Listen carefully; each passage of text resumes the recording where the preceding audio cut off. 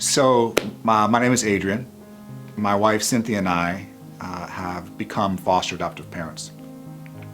It's probably 2012 when that actually happened, but leading up to it, we had all kinds of misconceptions of what the foster care system was like.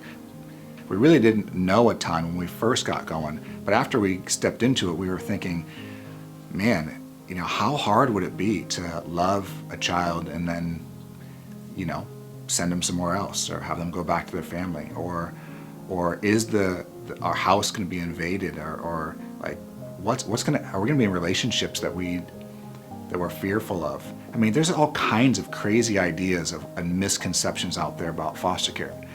And the truth is until you get into it, you don't really know. I mean, you can learn things, but you have to open your home and experience what it's like to have a child in your home and experience child welfare before you actually have some credibility in yourself and confidence in yourself on what the heck is actually going on. And so for us, this started with a family in our church who, we didn't know it, but they took in their grandkids. So these 70-year-old people taking in these grandkids, and next thing you know, we're just helping them with life, and we're walking alongside of them, and we did that for a long time so that they wouldn't be so alone in this. And then sometime later, this doesn't happen to me often, but I got a clear call from the Lord to take the foster care class, and we did. My wife and I stepped into that call, and so we took the foster care class, and we got the experience. And I have to say, I'm in full-time ministry, and I've served and seen kids all over the world who are in really hard places. But it wasn't until that second foster care class that my heart actually broke for the orphan, because I felt the stories of the kids who live literally right down the street and the things that they have been through.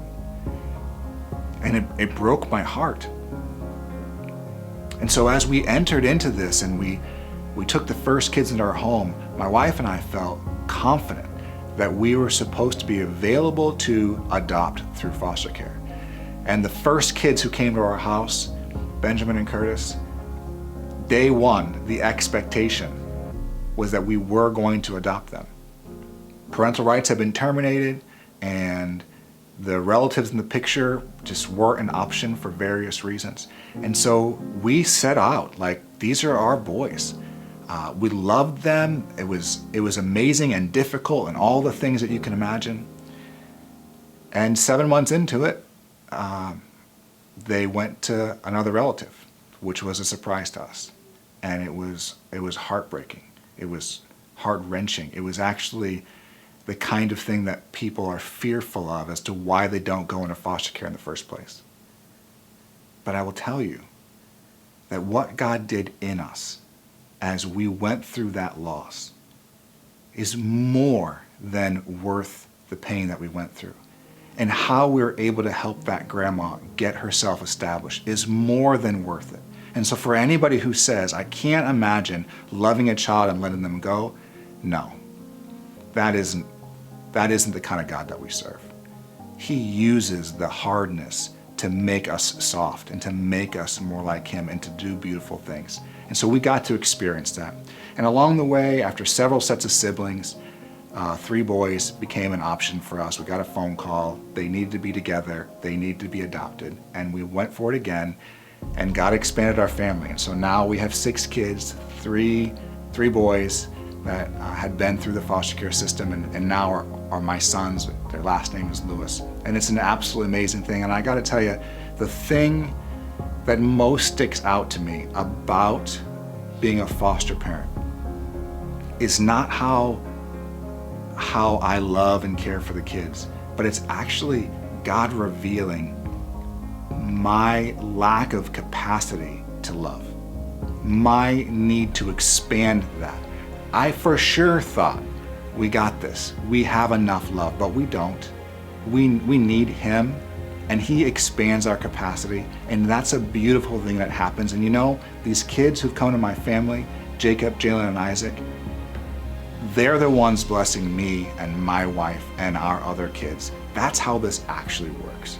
It is awesome. absolutely awesome. Not challenge-free. You see all this gray hair on my face? It is not challenge-free, but it is absolutely worth it. So for anybody who's considering becoming a foster or adoptive parent, what I have to say to you is this: it's not about you. You benefit and you give, but it's not about you. It's about way bigger than you. It's about the people around you in your life. It's about the people that you don't even know, but they hear your story. It's about God doing something way more than you can ask or imagine as you just step forward and say yes. And that is a beautiful thing.